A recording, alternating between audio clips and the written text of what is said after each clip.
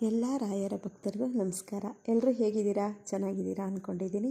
ನಾನು ಇವತ್ತು ಸಹ ನಿಮಗೆ ರಾಯರ ಒಂದು ಪವಾಡ ಜೊತೆ ಬಂದಿದ್ದೀನಿ. ಆ ಪವಾಡ ಏನು ಅಂತ ತಿಳಿಸ್ಕೊಡ್ತೀನಿ. ನಾನು ಕೆಲಸ ಮಾಡುವ ಆಫೀಸ್ನಲ್ಲಿ ಒಬ್ಬರು ನನಗೆ ಬಂದುಬಿಟ್ಟು, ಮೇಡಮ್ ನೀವು ನನಗೆ ರಾಯರ ಫೋಟೋ ಕೊಡಿಸ್ತೀರಾ? ನೀವು ರಾಯರಿಗೆ ತುಂಬ ಚೆನ್ನಾಗಿ ಪೂಜೆ ಮಾಡ್ತೀರಾ, ಅಲಂಕಾರ ಮಾಡ್ತೀರಾ, ನೀವು ಫೋಟೋಸ್ನ ಸ್ಟೇಟಸ್ನಲ್ಲಿ ಹಾಕೋದು ನನಗೆ ತುಂಬ ಇಷ್ಟ ಆಗಿದೆ, ನೀವೇ ನನಗೊಂದು ಫೋಟೋ ಕೊಡಿಸ್ಬೇಕು ಅಂತ ಕೇಳಿದರು. ಸರಿ, ಓಕೆ, ನಾನು ಕೊಡಿಸ್ತೀನಿ ಅಂತ ಹೇಳಿಬಿಟ್ಟು ಅವ್ರಿಗೆ ಬಂದೆ. ಆದರೆ ನನ್ನ ಕೈಯಲ್ಲಿ ಆವಾಗ ಅಮೌಂಟ್ ಇರಲಿಲ್ಲ. ನಮ್ಮ ಮನೆಯವ್ರದ್ದು ಕೇಳಿದೆ, ನನ್ನ ಹತ್ರ ಹಣ ಇಲ್ಲ ಅಂದರು.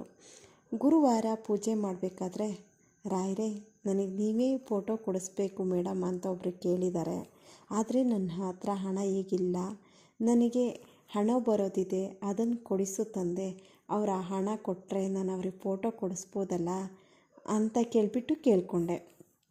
ನಾನು ಪೂಜೆ ಮಾಡಿದ 2ನೇ ದಿನವೇ ನಮ್ಮ ಮನೆಯ ಫ್ರೆಂಡ್ ಒಬ್ಬರು 2 ವರ್ಷಗಳ ಹಿಂದೆ ಅವ್ರ ಹತ್ರ 6,000 ರೂಪಾಯಿ ಅಮೌಂಟ್ ತೊಗೊಂಡಿದ್ರಂತೆ. ಅವ್ರು ಫೋನ್ ಮಾಡಿ ಮನೆಗೆ ಬಂದು ಆ ಅಮೌಂಟ್ ಕೊಟ್ಬಿಟ್ಟು ಹೋಗಿದ್ದಾರೆ. ಮನೆ ಬಂದ ತಕ್ಷಣ ನಮ್ಮ ಮನೆಯವರಂದರು, ನನಗೆ 6,000 ರೂಪಾಯಿ ಇಸ್ಕೊಂಡಿದ್ದ ನನ್ನ ಫ್ರೆಂಡು 2 ವರ್ಷ ಆಗಿತ್ತು, ನಾನು ಕೇಳಿರಲಿಲ್ಲ, ಅವನು ಬಂದು ಹಣ ಕೊಟ್ಟೋದ ಕಣೆ ಅಂತ.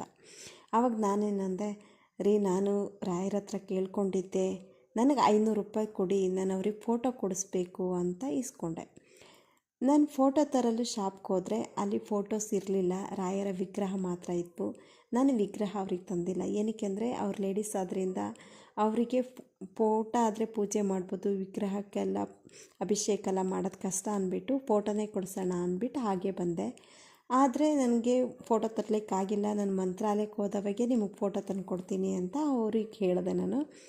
ಆದರೆ ಆ ಅಮೌಂಟ್ ಮಾತ್ರ ನನಗೆ ಮನೇಲಿ ರಾಯರ ಮುಂದೆ ಮಂತ್ರಾಕ್ಷತೆ ಇರುವ ಡಬ್ಬೆಲ್ಲೇ ಇಟ್ಟಿದ್ದೀನಿ.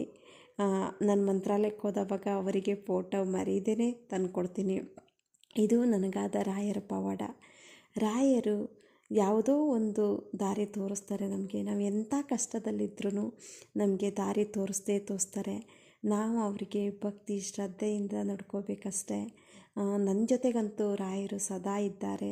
ನನಗೆಂಥ ಕಷ್ಟ ಆದರೆ, ತಂದೆ ಎಲ್ಲಿದ್ದೀಯಾ ಅಂತ ನಾನು ಕೇಳ್ಕೊತೀನಿ, ರಾಯರೇ ನನಗೆ ಸ್ವಲ್ಪ ಹೊತ್ತಿನಲ್ಲಿ ಆ ಪ್ರಾಬ್ಲಮ್ ಕ್ಲಿಯರ್ ಮಾಡಿಕೊಡ್ತಾರೆ.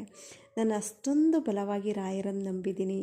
ನಿಮಗೂ ಯಾರಾದರೂ ಇನ್ನೂ ರಾಯರ ಮೇಲೆ ಡೌಟ್ ಇದ್ದರೆ ಸಂಶಯನೇ ಪಡಬೇಡಿ, ರಾಯರನ್ನು ಬಲವಾಗಿ ನಂಬಿ, ಸದಾ ನಮ್ಮ ಜೊತೆಗಿರ್ತಾರೆ. ಈ ಪವಾಡ ನಿಮಗಿಷ್ಟ ಆದರೆ ಕಮೆಂಟ್ಸ್ ಮಾಡಿ ಮತ್ತು ಲೈಕ್ ಮಾಡಿ. ನನ್ನ ಮುಂದಿನ ರಾಯರ ಪವಾಡಕ್ಕೋಸ್ಕರ ಸಬ್ಸ್ಕ್ರೈಬ್ ಮಾಡೋದನ್ನು ಮರಿಬೇಡಿ. ಶ್ರೀ ಗುರುಭ್ಯೋ ನಮಃ.